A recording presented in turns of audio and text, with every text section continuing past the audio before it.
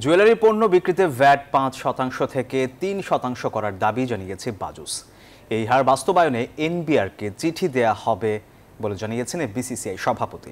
ঢাকায় শুরু হওয়া প্রথম আন্তর্জাতিক জুয়েলারি মেশিনারিজ প্রদর্শনীর উদ্বোধনী অনুষ্ঠানে এসব দাবি উঠে আসে। এ সময় বাজুস নেতারা বলেন, আধুনিক প্রযুক্তি ব্যবহারে অলংকার তৈরিতে অপচয় কমলে বিশ্ববাজারে প্রতিযোগিতার সক্ষমতা অর্জন করবে বাংলাদেশ। বৃহস্পতিবার দুপুরে ইন্টারন্যাশনাল কনভেনশন সিটি বসুন্ধরায় প্রদর্শনীর উদ্বোধন করেন বসুন্ধরা গ্রুপের চেয়ারম্যান আহমেদ আকবর সোবহান।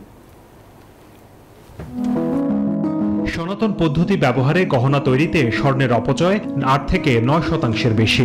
সে অপচয় ২ থেকে ৩% নামিয়ে আনা সম্ভব উন্নত প্রযুক্তির যন্ত্রপাতি ব্যবহারে। সেই লক্ষ্যে স্বর্ণ পরিশোধন থেকে শুরু করে বাহারি ডিজাইনের গহনা তৈরির যন্ত্রপাতি প্রস্তুতকারক ৩০টি প্রতিষ্ঠানকে নিয়ে এই প্রদর্শনীর আয়োজন করেছে বাজুস।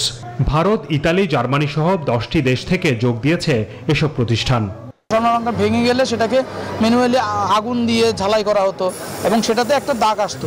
এই টেকনোলজি ইউজের মাধ্যমে আপনার যে কোনো অর্নামেন্টকে খুব সূক্ষ্মভাবে ঝালাই করা যায় এবং কোনো স্পট ছাড়া। আগে যেমন বিভিন্ন কোম্পানি বিভিন্নভাবে তারা আমাদের কাছে আসতো, আমরা তাদের কাছে শুনতাম, এখন আমরা নিজেরা দেখে গেলাম। এখন সনাতন পদ্ধতি উঠে গিয়ে আজকে মেশিনারিজের ভিতরে আমাদের জুয়েলারি অলঙ্কার তৈরি হবে।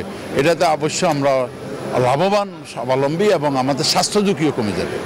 বৃহস্পতিবার দুপুরে আইসিসিবিতে প্রদর্শনীর উদ্বোধন করেন বসুন্ধরা গ্রুপের চেয়ারম্যান আহমেদ আকবর সোবহান।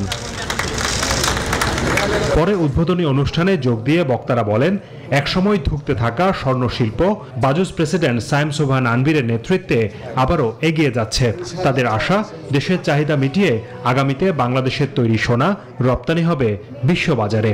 বিদেশ থেকে অলংকার এনে বিক্রি করব না, আমরা আমাদের দেশে তৈরি অলংকার দেশের চাহিদা মিটিয়ে বিদেশে রপ্তানি করব, এটাই হচ্ছে আমাদের মূল লক্ষ্য। সোনার ইন্ডাস্ট্রি যে একটা বড় ইন্ডাস্ট্রি এবং বৈধ ইন্ডাস্ট্রি এবং এটা একটা রপ্তানিযোগ্য পণ্য হতে পারে, এটা কিন্তু এই বাজুস প্রথম দেশবাসীকে উপহার দিয়েছে।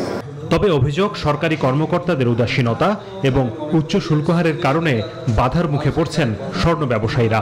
তাই যন্ত্রপাতি ও কাঁচামাল আমদানিতে শুল্ক এবং গহনা বিক্রয়ে ভ্যাট কমানোর দাবি তাদের।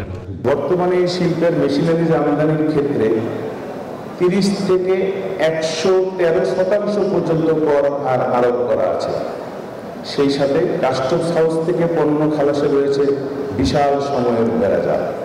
বাজুসের পক্ষ থেকে বারবার সরকার ও আমাদের অসুবিধার কথা বলা হলেও তারা ন্যূনতম কর্ণপাত করেনি। যেহেতু আমাদের সারাউন্ডিং কান্ট্রিতে 5% নাই, 3% আছে, আমি অনুরোধ করব 3% ব্যাট যেন বাজুসের জন্য করে। তার জন্য এফডিসির পক্ষ থেকে আমি চিঠি লিখব, আমি কথা বলবো। ভারতীয় প্রতিষ্ঠান কেএনএস সার্ভিসেসের সহযোগিতায় আয়োজিত এই প্রদর্শনী শেষ হবে শনিবার।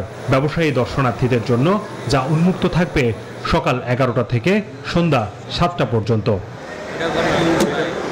হোসেন শাহাদাত, নিউজ 24, ঢাকা।